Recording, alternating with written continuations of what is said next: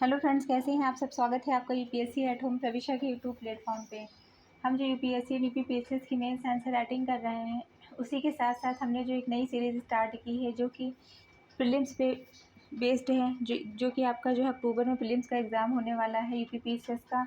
उसी के लिए हमने एक नई सीरीज़ स्टार्ट की है। इसमें हम सबसे पहले जो है पॉलिटी और उसके साथ साथ हिस्ट्री का कंप्लीट करवा रहे हैं। फिर उसके बाद में हमारी जो नेक्स्ट क्लास रहेगी, हम अदर सब्जेक्ट को लेके आएंगे। हमारा टारगेट रहेगा कि अक्टूबर के पहले ही पूरा जो है सिलेबस आप लोगों का प्री का कंप्लीट करवा दें। तो आप लोग जो है इसको देखिए और अपना हमारे कमेंट सेक्शन में ज़रूर बताइए कि आप लोगों को ये सीरीज़ जो चल रही है कैसी लग रही है। तो इस सीरीज़ का जो चैप्टर जो क्या है, संघीय व्यवस्था, इसमें जो फर्स्ट जो क्वेश्चन है वो क्या है, भारतीय संघवाद को संविधान में वर्णित किया गया है किसके रूप में, राज्यों के एक संघ के रूप में। भारतीय संघवाद को संविधान में राज्यों का एक संघ के रूप में वर्णित किया गया है। भारतीय संविधान का जो अनुच्छेद 1 है में लिखा गया है कि भारत अर्थात इंडिया राज्यों का एक संघ होगा। फिर नेक्स्ट क्या है, भू राजस्व संविधान में उल्लिखित किस कर की श्रेणी में आता है। मतलब जो भू राजस्व है वह भारतीय संविधान का जो है कौन से टैक्स की श्रेणी के अंतर्गत आता है। इसमें क्या है कि कर जो है जो पूरी तरह से राज्य के दायरे में आते हों, इस राज्यों के द्वारा अधिग्रहित, संग्रहित या उपभोग किए जाने वाले करों में से भू राजस्व का सबसे प्रमुख कर है। इस तरह जो है भू राजस्व कर ऐसे कर होते हैं जो पूरी तरह से राज्यों के दायरे में आते हैं। नेक्स्ट क्वेश्चन हम देखेंगे। नेक्स्ट क्वेश्चन क्या है कि भारतीय संघवाद बल देता है, वह किस पर बल देता है, राष्ट्र की एकता पर बल देता है। तो ये जो बॉक्सेस दिए हुए हैं, इसको पढ़ना बहुत ज़रूरी है, क्योंकि इससे जो है कोई भी फैक्ट बनकर आगे आने वाला जो आपका एग्ज़ाम है उसमें आपका डायरेक्ट जो है उससे क्वेश्चन बन सकता है। तो इसमें क्या है कि भारतीय संविधान में संघ और राज्यों के बीच शक्तियों का विभाजन इस प्रकार से किया गया है कि संघ मजबूत रहे। इस प्रकार भारतीय संघ राष्ट्र की एकता पर बल देता है। ध्यातव्य है कि अमेरिका संघ का निर्माण वहाँ के राज्यों ने किया है, जबकि भारत में संघ ही राज्य का निर्माण करता है।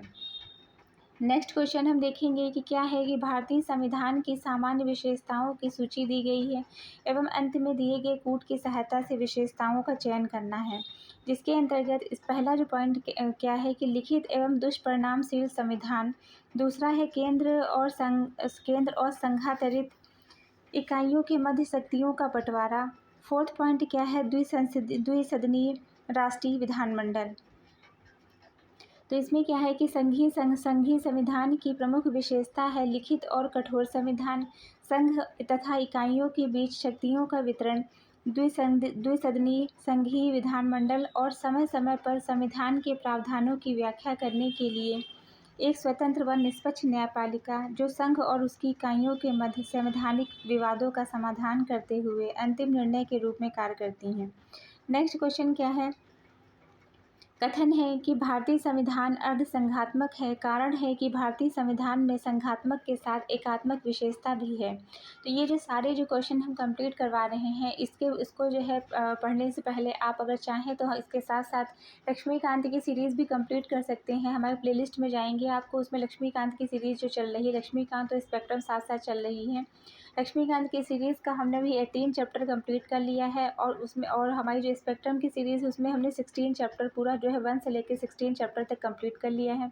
आप लोग वहाँ पे जाएंगे तो आपको डिटेल से पूरा जो है समझने को मिल जाएगा। उसके बाद में हमारी जो नेक्स्ट वीडियो जो आती है उसी चैप्टर से रिलेटेड, जिसमें हम क्या करते हैं, उस चैप्टर से रिलेटेड जितने भी प्री में या मेंस में जो क्वेश्चन आगे आने वाले आपके एग्ज़ाम के लिए जो है बहुत इंपॉर्टेंट है, तो उसको हम कंप्लीट करवाते हैं। आप जाएंगे तो उसको जो है डिटेल से देखिएगा, उसके बाद में इसको अटेम्प्ट करेंगे तो आपसे जो है ईजिली सारे क्वेश्चन अटेम्प्ट हो जाएंगे। तो इसके साथ साथ ही आप जो है लक्ष्मीकांत स्पेक्ट्रम की सीरीज़ भी कंप्लीट कर सकते हैं। तो इसमें हम देखेंगे कि भारतीय संविधान जो है अर्धसंघात्मक है। दूसरा क्या है, कारण है कि भारतीय संविधान में संघात्मक के साथ एकात्मक विशेषताएं भी हैं। तो ये दोनों जो है ए और आर दोनों सही हैं, आर ए की सही व्याख्या करता है। नेक्स्ट क्वेश्चन हम देखेंगे कि कथन है कि भारतीय संघात्मक व्यवस्था को अर्धसंघात्मक कहा गया है। कारण क्या है कि भारत में एक स्वतंत्र न्यायपालिका है जिसे न्यायिक पुनरीक्षण का अधिकार दिया गया है। तो इसके अंतर्गत जो बताया गया है कि ए और आर दोनों सही है, किंतु जो है आर जो है कि सही व्याख्या नहीं करता है। नेक्स्ट क्वेश्चन हम देखेंगे, भारतीय संघ के विषय में निम्नलिखित में से कौन सा कथन सही नहीं है। यहाँ न्यायालयों की दोहरी व्यवस्था नहीं है, ये सही है। दूसरा क्या है, राज्यसभा में राज्यों का समान प्रतिनिधित्व है, ये जो है ये पॉइंट क्या है, गलत है। नेक्स्ट हम देखेंगे, भारतीय संविधान निर्माताओं द्वारा संघीय ढांचा अपनाने का एक कारण यह था, क्या कारण था, इसे देश में जाति धर्म भाषा की भिन्नता के कारण स्वीकारा गया था। नेक्स्ट क्या, इसका जो है इसमें क्या दिया गया है कि भारतीय संविधान निर्माताओं के द्वारा संघीय ढांचा अपनाने का जो प्रमुख कारण था वह भारत देश में जाति धर्म भाषा की भिन्नता सर्वाधिक है। भारत का संविधान मुख्यतः संघात्मक है क्योंकि इसमें संघ सरकार के प्रायः सभी लक्षण विद्यमान हैं। संविधान लिखित सर्वोच्च निश्चित और जो है स्पष्ट है। नेक्स्ट क्वेश्चन क्या है, भारत एक गणतंत्र है जिसमें अंतर्निहित होता है राज्य का अध्यक्ष निर्वाचित होता है। भारत एक गणतंत्र है क्योंकि इसका जो राष्ट्राध्यक्ष होता है वो क्या होता है, निर्वाचित होता है। नेक्स्ट क्वेश्चन क्या है, एक संघीय राज्य व्यवस्था में सम्मिलित है, इसके अंतर्गत क्या आता है, संघ और राज्य के बीच संबंध। दूसरा है राज्यों के मध्य संबंध, समन्वय के लिए तंत्र, विवादों को सुलझाने के लिए एक तंत्र।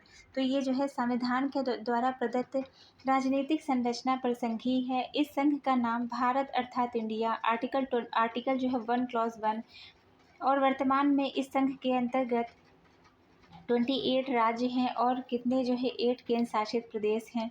एक संघीय राज्य व्यवस्था में संघ और राज्यों के बीच संबंध, राज्यों के मध्य संबंध इत्यादि के लिए तंत्र की स्थापना की गई है। राष्ट्रपति अंतर्राज्यीय विवादों की जांच के लिए एक अंतर्राज्यीय परिषद की स्थापना करता है।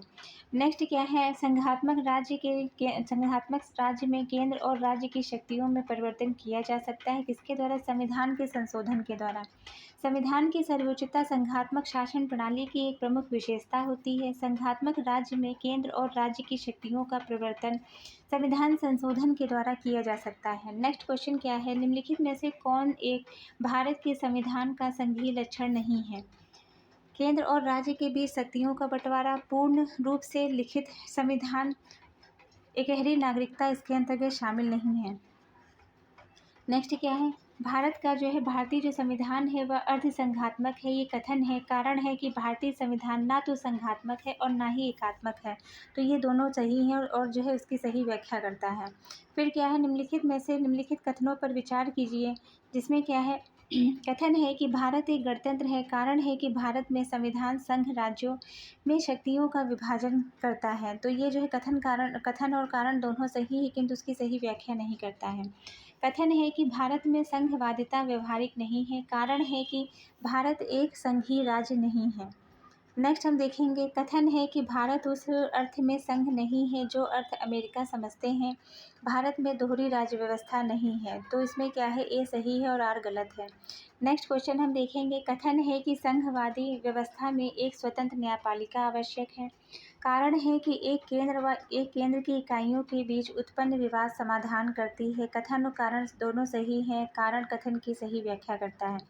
नेक्स्ट क्या है, निम्नलिखित में से किस एक का कथन है कि संविधान को संघात्मकता के तंग ढांचे में नहीं ढाला जा सकता। तो किसने कहा है, भीमराव अम्बेडकर के द्वारा।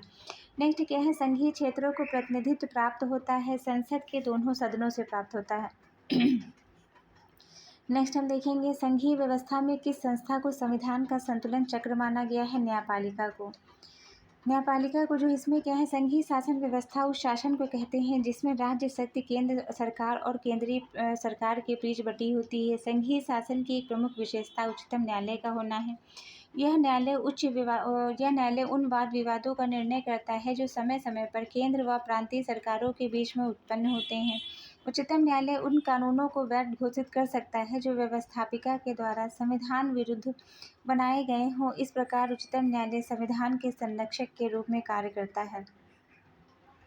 नेक्स्ट कथन है कि भारतीय राजनीतिक व्यवस्था की प्रकृति संघीय है। कारण है कि यह शक्ति केंद्रीकरण पर आधारित है। तो ए और आर दोनों सही है, किंतु उसकी सही व्याख्या नहीं करता है।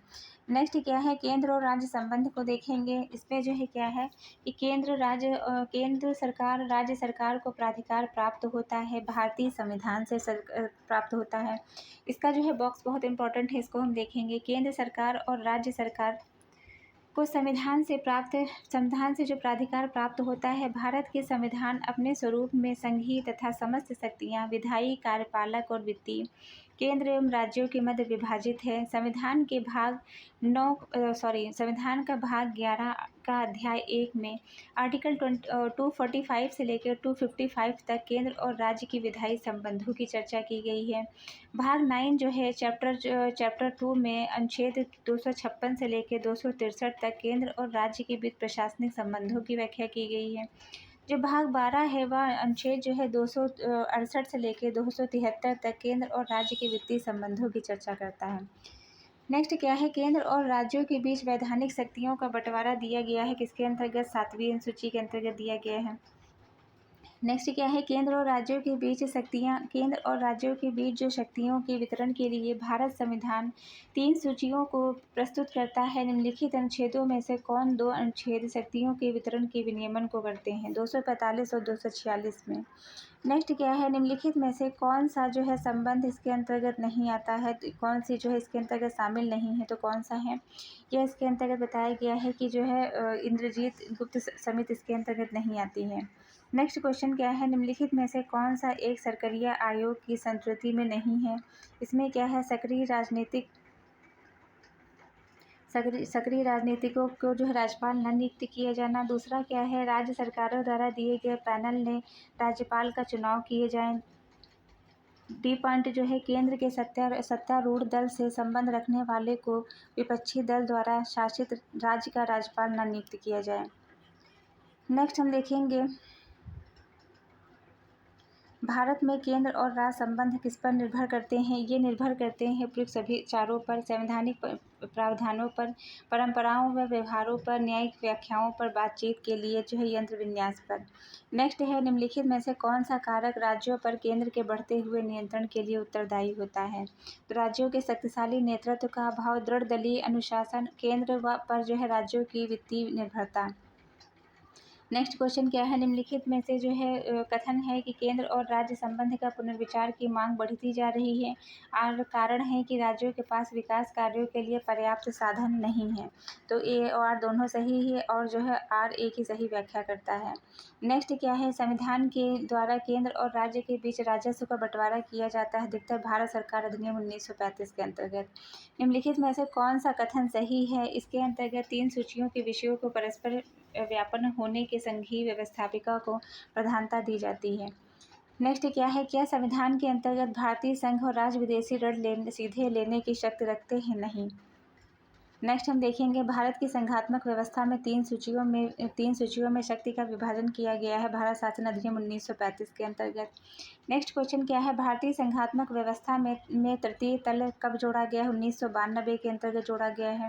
फिर क्या है, अंतर्राज्यीय संबंध, इंटर स्टेट रिलेशन, इसमें निम्नलिखित में से कौन सा भारत के उत्तरी क्षेत्रीय परिषद का सदस्य नहीं है। तो उत्तर प्रदेश इसके अंतर्गत नहीं आता है।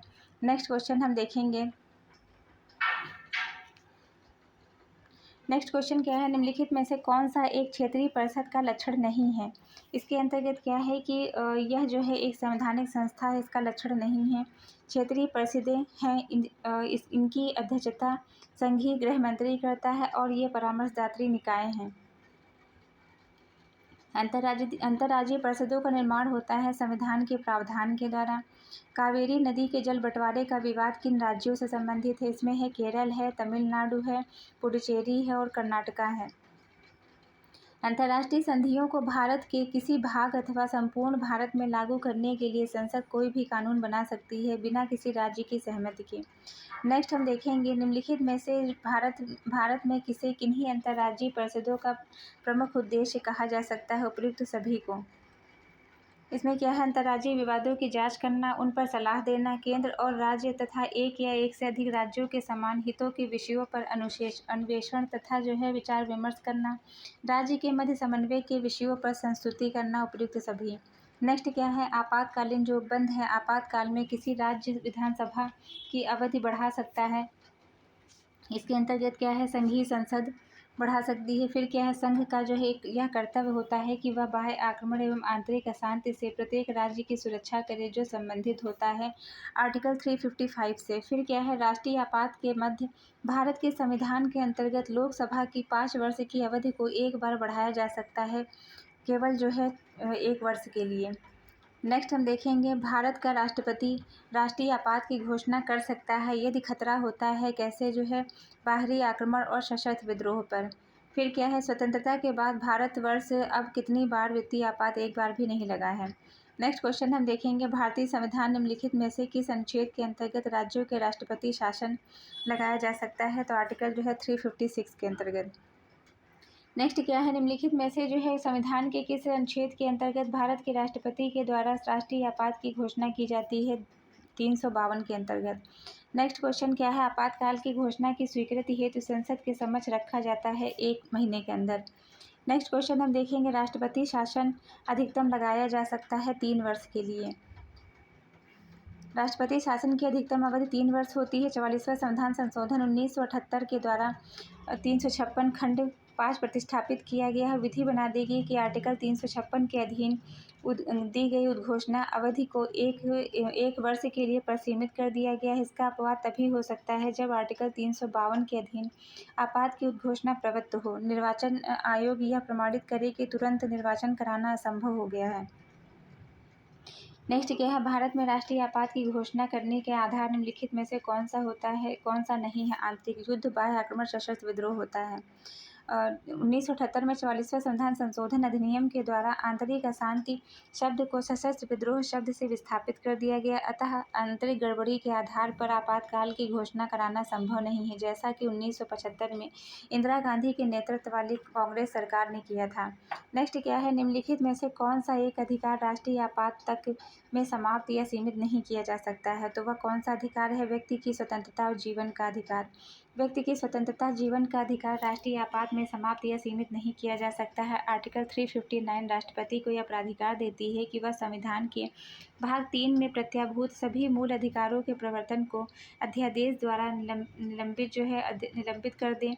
अनुच्छेद 20 और 21 के अधीन अपराधों के लिए दोषित के संबंध में संरक्षण व प्राण और दैहिक से संबंधित अधिकार इसके अपवाद होंगे। नेक्स्ट क्या है राष्ट्रीय आपातकाल की घोषणा होने पर भारतीय संविधान के अंतर्गत संसद की विधायी शक्ति का विस्तार हो जाता है। नेक्स्ट क्या है भारतीय संविधान के आर्टिकल जो है 356 के अंतर्गत राष्ट्रपति शासन सर्वप्रथम कहाँ लागू किया गया था। तो यह पेशू में लागू किया गया था। अनुच्छेद 356 के अंतर्गत राष्ट्रपति शासन ईस्ट पंजाब स्टेट्स यूनियन में लागू किया गया था। बाद में यह क्षेत्र पंजाब में विलय हो गया। नेक्स्ट हम देखेंगे परंपरागत रूप से भारत की संसद में शून्यकाल का प्रारंभ होता है। कब होता है। यह जो है 12 बजे होता है। निम्नलिखित में से निम्नलिखित शब्दों पर विचार करें, उन्हें क्रमबद्ध जो है लिखें। इसके अंतर्गत सबसे पहले प्रस्ताव लाया जाता है। प्रस्ताव के बाद जो है क्या होता है। प्रस्ताव के बाद जो है विधेयक प्रस्तुत होता है। फिर अधिनियम बनता है। फिर जो है विधि बन जाती है। इसमें जो है क्या है कि संसद को मुख्यतः कानून बनाने वाली संस्था माना जाता है। कोई भी प्रस्तावित कानून संसद में एक विधेयक के रूप में प्रस्थापित किया जाता है। संसद पारित एवं जो है और उस विधेयक को राष्ट्रपति की अनुमति मिलने के पश्चात इस विधेयक को कानून बना सकती है। इसका पालन करना सभी नागरिकों और गैर नागरिकों को अनिवार्य रूप से माना जाता है। नेक्स्ट हम देखेंगे निम्नलिखित में से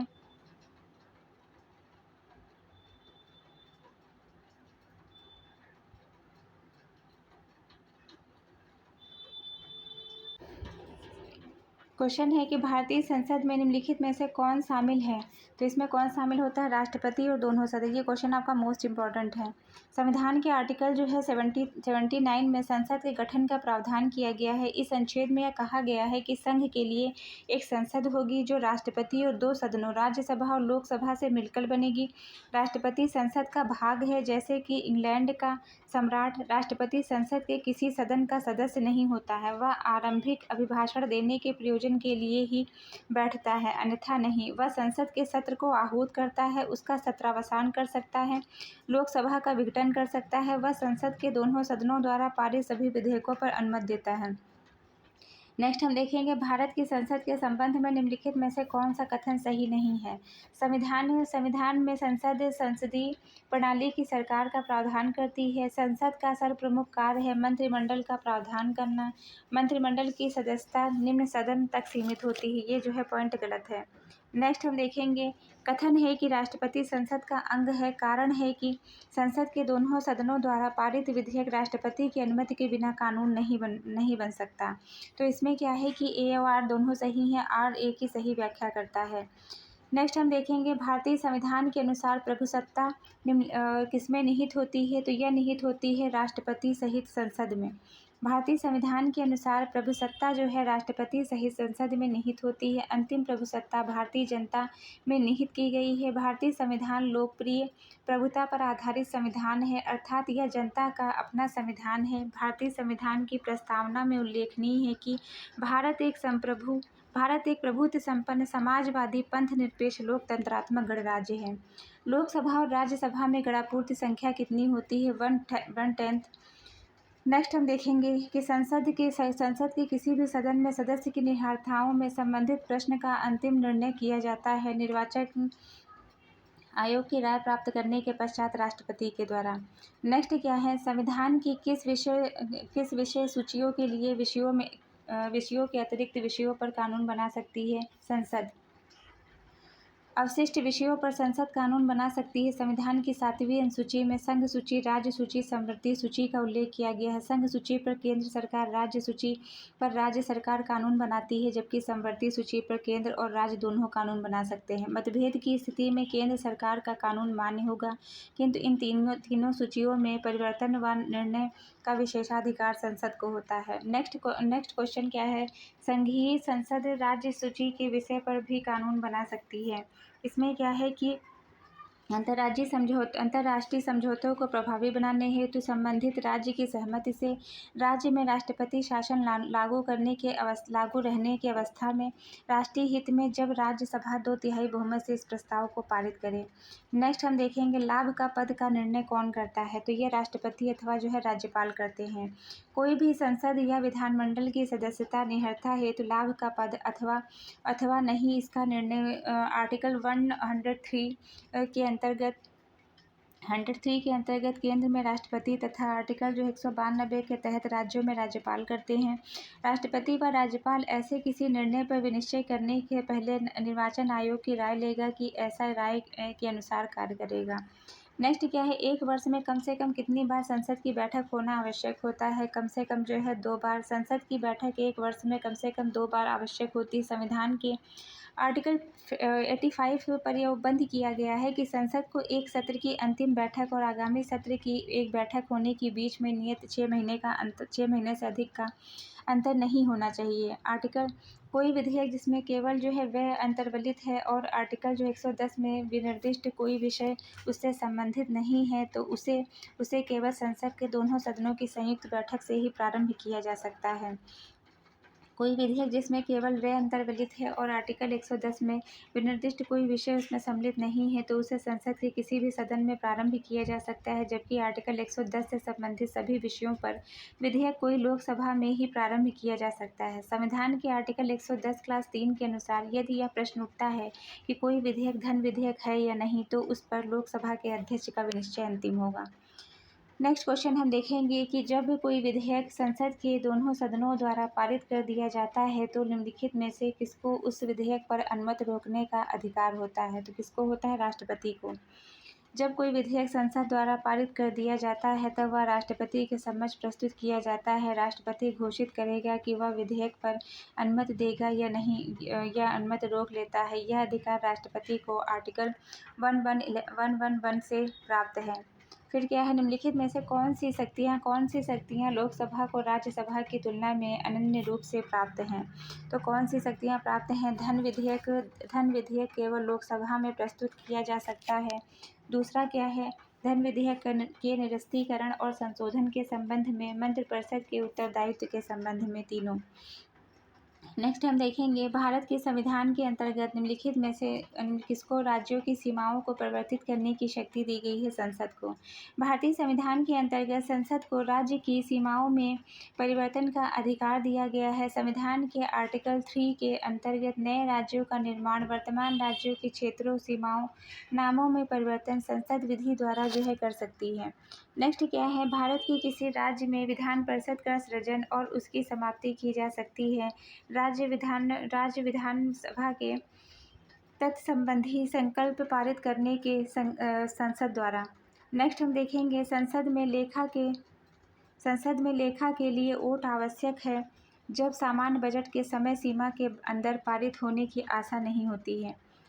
जब वार्षिक बजट की पारित होने की आशा सरकार को नहीं रहती है तो शेष बचे प्रशासनिक और योजनागत कार्यों के व्यय के लिए एक विशेष प्रावधान बनाया गया है जिसे लेखा के लिए वोट कहा जाता है, जिसे सरकार संसद में पारित कराकर व्यय के लिए पर्याप्त मात्रा धन उपलब्ध कराती है। सामान्यतः लेखा के लिए वोट द्वारा निष्कासित बजट केवल 2 महीने के लिए होता है। यदि देश में चुनावी वर्ष हो तो विनियोग विधेयक पर लंबी बहस चल रही हो तो लेखा के लिए वोट को 2 महीने के लिए और बढ़ाया जा सकता है। नेक्स्ट क्वेश्चन हम देखेंगे, भारतीय संसद के लिए कार्य के संबंध में निम्नलिखित में से कौन सा कथन सही नहीं है। इसमें क्या है कि यह देश की सर्वोच्च कानून बनाने वाली संस्था है। दूसरा क्या है, सर्वोच्च कानून बनाने संस्था है, यह समवर्ती और संघीय सूची में उल्लिखित विषयों के संबंध में कानून बना सकती है। फिर क्या है, यह उच्चतम न्यायालय उच्च न्यायालय के न्यायाधीशों को पद से हटा सकती है। तो तीसरा पॉइंट गलत है। नेक्स्ट क्वेश्चन हम देखेंगे, भारतीय संघ की विधायी शक्तियाँ निहित होती हैं किसमें, संसद में। भारतीय संघ की विधायी शक्तियाँ संसद में निहित होती हैं। इसका उपबंध भाग 5 अध्याय 2 आर्टिकल 79 से लेकर 122 के अंतर्गत किया गया है। संविधान के आर्टिकल 79 के में वर्णित किया गया है कि संघ के लिए संसद होगी जो राष्ट्रपति और 2 सदनों से मिलकर बनेगी, जिसमें क्रमशः राज्यसभा और लोकसभा होंगे। सामान्यतः वित्तीय विधान में चरण सम्मिलित होता है। इसके अंतर्गत क्या है, पहला है बजट का प्रस्तुतिकरण, दूसरा है बजट पर चर्चा की जाती है, फिर है विनियोग विधेयक को पारित किया जाता है, फिर क्या है वित्त विधेयक को पारित किया जाता है। तो नेक्स्ट हम देखेंगे, लेखानुदान संघ सरकार को अनुमति प्रदान करता है निश्चित अवधि के लिए भारतीय संचित निधि से धन निकालने के लिए। जब सरकार का बजट न हो तब सरकार आवश्यक खर्चों के लिए भुगतान हेतु लेखानुदान के माध्यम से एक निश्चित अवधि के लिए भारत की संचित निधि से धन निकालती है। नेक्स्ट क्वेश्चन क्या है, भारतीय संसद के दोनों सदनों की प्रथम संयुक्त बैठक हुई है दहेज उन्मूलन विधेयक के संबंध में। संविधान का आर्टिकल 108 में संसद की संयुक्त बैठक का प्रावधान किया गया है। 1950 से लेकर अब तक 3 बार संसद की संयुक्त बैठक बुलाई जा चुकी है। सबसे पहले 1960 में दहेज प्रतिषेध विधेयक पर दोनों सदनों में उठे विवाद के पश्चात बुलाई गई थी। दूसरा बैंक सेवा आयोग विधेयक 1977 द्वारा तथा तीसरा आतंकवाद निवारण अधिनियम 2002 में बुलाई गई है। नेक्स्ट क्वेश्चन हम देखेंगे, भारतीय संसद के दोनों सदनों की संयुक्त बैठक किस संबंध में होती है, या साधारण विधेयक के संबंध में होती है। जब कोई साधारण विधेयक एक सदन द्वारा पारित होने के बाद दूसरे सदन भेजा जाता है तो दूसरा सदन विधेयक को अस्वीकार कर देता है। विधेयक के लिए किए जाने वाले संशोधन पर दोनों सदन असहमत हैं, या जब दूसरा सदन विधेयक को 6 महीने तक अपने पास रोके रहता है तो राष्ट्रपति 108 के अनुसार दोनों सदनों की संयुक्त बैठक को बुला सकता है। ऐसी संयुक्त बैठक की जो अध्यक्षता है वो लोकसभा का अध्यक्ष करता है। सामान्यतः लोकसभा का सदस्य संख्या अपने संख्या अधिक होने के कारण विधेयक पर प्रभाव अधिक डालती है। नेक्स्ट क्वेश्चन हम देखेंगे, कथन है कि आर्टिकल 368 के अंतर्गत संसद संविधान के किसी भी भाग में संशोधन कर सकती है। कारण है कि संसद भारत की जनता के द्वारा निर्वाचित उच्चतम विधायी संस्था है। तो ए गलत है और आर क्या है सही है। नेक्स्ट हम देखेंगे, भारतीय संसद की संप्रभुता प्रतिबिंबित होती है न्यायिक समीक्षा से। भारतीय संसद की संप्रभुता न्यायिक समीक्षा से प्रतिबिंबित होती है। संविधान अमेरिकी संघ की भांति भारत को सर्वोच्च न्यायालय उच्च न्यायालय को संविधान के आर्टिकल 13, 32, 137, 226 के अंतर्गत संसद या राज्य विधानमंडल द्वारा बनाए गए कानूनों की संवैधानिक वैधता की न्यायिक समीक्षा करने का अधिकार प्राप्त होता है। नेक्स्ट क्वेश्चन हम देखेंगे, संसद के अधिकारियों में सम्मिलित हैं। संसद के अधिकारियों में कौन आते हैं, लोकसभा का अध्यक्ष, लोकसभा का उपाध्यक्ष, लोकसभा के महासचिव, राज्यसभा के अध्यक्ष। नेक्स्ट क्या है, निम्नलिखित में से कौन सा संसद में एक गैर सरकारी सदस्य कहा जाता है। इसके अंतर्गत कौन है, मंत्रियों के अतिरिक्त अन्य सभी सांसद। मंत्रियों के अतिरिक्त अन्य सभी सांसद गैर सरकारी होते हैं। नेक्स्ट क्या है, निम्नलिखित में से कौन सा संसद सदस्यों का सामूहिक विशेषाधिकार नहीं है। इसके अंतर्गत क्या है, चर्चा एवं प्रक्रिया की स्वतंत्रता, संसद के अतिरिक्त विषयों के संचालन का अधिकार। नेक्स्ट है अपरिचितों को संसद से बाहर रखने का विशेषाधिकार। साक्षी के रूप में उपस्थिति जो है इसके अंतर्गत नहीं आती है। नेक्स्ट क्या है, क्वेश्चन है कि कथन है कि भारत में प्रेसिडेंट है किंतु प्रेसिडेंसी नहीं है। कारण है कि यहाँ एक जो है मंत्रिपरिषद है। इसमें क्या है कि जो है कथन कारण दोनों सही हैं और कारण कथन की सही व्याख्या नहीं करता है। नेक्स्ट है भारतीय राजनीति पद्धति के बारे में निम्नलिखित में से कौन सा सही नहीं है। जिसमें क्या है कि धर्मनिरपेक्ष राज्य है, संसदीय शासन पद्धति की सरकार है, संघीय नीति है, राष्ट्रपति पद्धति की सरकार है, यह जो है गलत है। तो ये हमारा जो है चैप्टर कंप्लीट होता है। इसी के साथ साथ आज की ये सीरीज़ कंप्लीट होती है। आप लोगों को हमारी सीरीज़ चल रही है जो प्री की कैसी लग रही है हमारे कमेंट सेक्शन में ज़रूर बताइए। इसी के साथ साथ आप लोग लक्ष्मीकांत की जो चैप्टर वाइज जो लेक्चर चल रहा है उसको आप जाके कंप्लीट कर लीजिए। इसके बाद में हमारा जो नेक्स्ट चैप्टर है वो राष्ट्रपति है, जिसको हमने उसमें जो है जो हमारी लक्ष्मीकांत की सीरीज़ चल रही है उसमें हमने कंप्लीट करवा दिया है। तो आप लोग उसको जो है जाके देखिए। उसमें अभी तक हमने 18 चैप्टर पूरे 1 से लेके 18 चैप्टर तक कंप्लीट करवा लिए हैं। आप लोग उसको देखिए। हमारे कमेंट सेक्शन में ज़रूर बताइए कि आप लोगों को जो है ये सीरीज़ जो चल रही हैं कैसी लग रही हैं। तो ऐसे ही पढ़ते रहिए, लाइफ में आगे बढ़ते रहिए। यूपीएससी एट होम प्रविशा के साथ मेंस आंसर राइटिंग करते रहिए। Thank you.